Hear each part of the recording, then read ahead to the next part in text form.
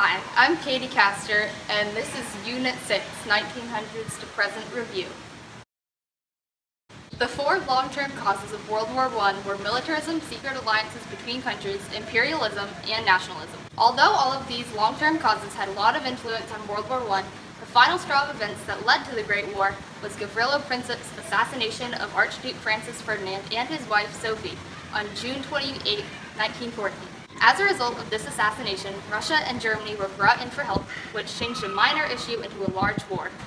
Before the war, the two sides were the Triple Entente, which consisted of Russia, Britain, and France, and the Triple Alliance, which consisted of Germany, Italy, and Austria-Hungary.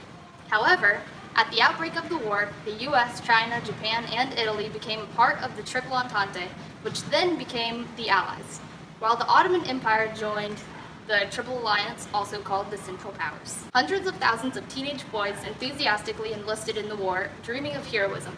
At this time, few people understood how brutal 20th century warfare could be and the horrific effects of new advances in war technology and tactics, such as poison gas, machine guns, submarines, airplanes, tanks, and trench warfare. With both sides using such brutal weapons and tactics, neither side could easily defeat the other, resulting in a bloody 4-year stalemate. The United States tried to stay neutral, but Germans attacked and sunk the Lusitania, a ship carrying 100 U.S. citizens, and the Zimmerman telegram was a document written by the German government to Mexico offering to help reclaim land lost to the U.S. if Mexico allied with Germany during the war. So, the United States entered the war on the side of the Allies. In 1918, Soviet Russia signed the Treaty of Brest-Litovsk with Germany, which ended Russia's involvement in World War I. This treaty called for Russia to hand over Germany an enormous amount of land. But the treaty gave the new Bolshevik government, a party of radical socialists, time to concentrate on building a communist state based on Marxist principles. Propaganda was a component of total war where communication was meant to influence the attitudes and opinions of a community around a particular subject by spreading slanted information. American and British propaganda demonized the German army. U.S. actions helped push the war in the Allies' favor. So, the Allied advances against the Central Powers forced Germany to surrender on November 11, 1918, which is now known as Armistice Day. The leaders of the victorious countries at the Paris Peace Conference became known as the Big Four. The Soviet Union was not invited to the conference because it had a communist revolution. In the conference, President Wilson pushed for his principles of peace without victory and outlined them in a document called the 14 Points. In this document, he wanted to create a League of Nations.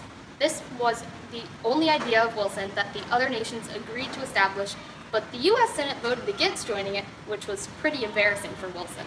Wilson failed to convince France and Britain not to punish Germany, so the Treaty of Versailles treated Germany harshly in that Germany had to pay billions of dollars in reparations for damage caused by the war.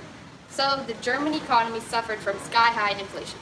In 1917, the British government issued the Balfour Declaration, which stated that Palestine should become a permanent home for the Jews of Europe. Those who supported the Jewish homeland were known as Zionists. In 1919, the May 4th movement erupted in response to the results of the Paris Peace Conference. Some of the leaders in this movement also became active in the new Chinese Communist Party. As you all know, the Allied nations became victorious in World War I. As a result, Germany had to agree with the Treaty of Versailles, which forced Germany to pay billions of dollars in reparations to the victorious nations. This caused inflation. The 1920s also brought the Great Depression.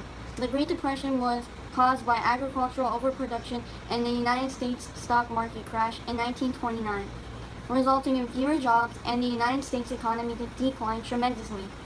The Great Depression not only negatively affected the United States, but it also affected the areas that were dependent upon the imperial nations, such as Africa, Asia, and Latin America. Japan also suffered because its economy depended upon foreign trade. However, it got out of the Great Depression a lot more rapidly than other nations. There was also a decline in the European economy since the United States could no longer loan any money to Europe. The Great Depression marked a decline in international trade. The Great Depression finally ended after the United States entered World War I in 1941. The interwar years also saw a rise of fascism in Europe. Fascist regimes suppressed other political parties, protests, and independent trade unions. They used extreme violence to achieve their goals and were strongly anti-communism. Mussolini became dictator of Italy. He created a totalitarian state. World War I brought an end to the Kaiser's monarchical rule in Germany, and the Weimar Republic was formed. The 1932 parliamentary elections brought the National Socialist German Workers' Party, or Nazis, into power. Shortly after Hitler came to power, he promoted ultra-nationalism and scientific racism. He blamed the Jews for the nation's problems and instituted the Nuremberg Laws in 1935, in which he forbade marriage between Jews and non-Jews. Another fascist in Europe was Francisco Franco, who was a leader of the Spanish nationalists. He led the Spanish Civil War. The war itself lasted from 1936 to 1939. He defeated the Loyalists, who were defenders of the Republic of Spain. In 1917, the fall of the Romanov dynasty occurred, and the Bolsheviks took power and set up the communist government, led by Vladimir Lenin. The Russian Civil War lasted from 1918 to 1921. Russians, Ukrainians, and others revolted against the Soviets. During 1921, Soviet Russia's economy was collapsing. As a result, the new economic plan, NEP, was instituted, which reintroduced private trade, allowing farmers to sell their products small scale. The 20th century also marked the beginning of the Mexican Revolution. Under dictator Porfirio Diaz, Mexico was pretty much under control of other nations. However, disputes erupted and the revolution began. Francisco Madero, who defeated the Mexican troops after being jailed by Diaz, became president of Mexico in 1911.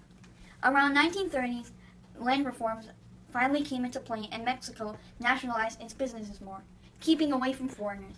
The same year Madero was elected, the Qing Dynasty fell. The following year, Sun Yat-sen became leader of the Chinese Republic.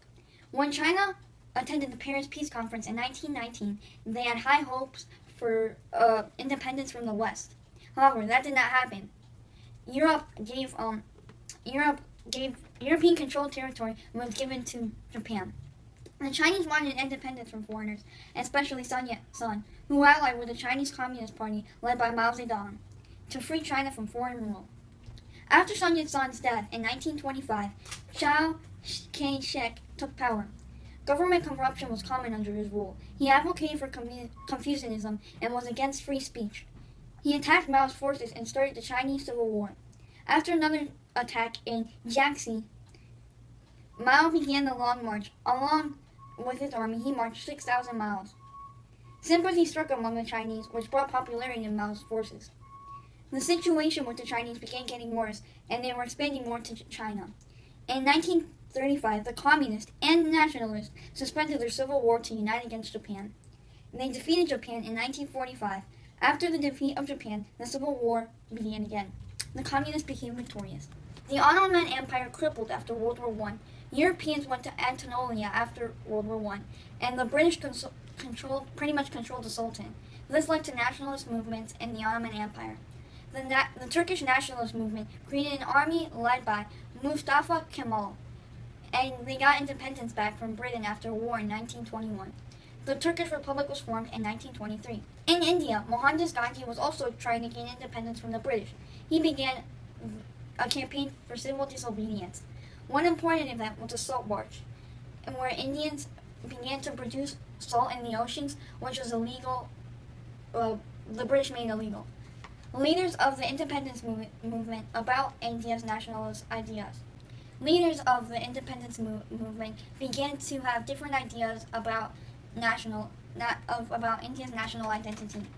So, Muslim leader Muhammad Ali Jinnah proposed to make a separate Muslim state called Pakistan. In the United States and Latin America, President William Howard Taft proposed the dollar diplomacy in 1912, where he advocated for U.S. money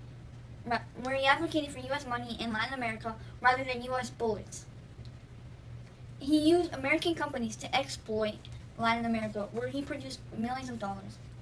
In 1933, President Franklin D. Roosevelt announced the Good Neighbor policy, in which he reintroduced U.S. intervention into South America.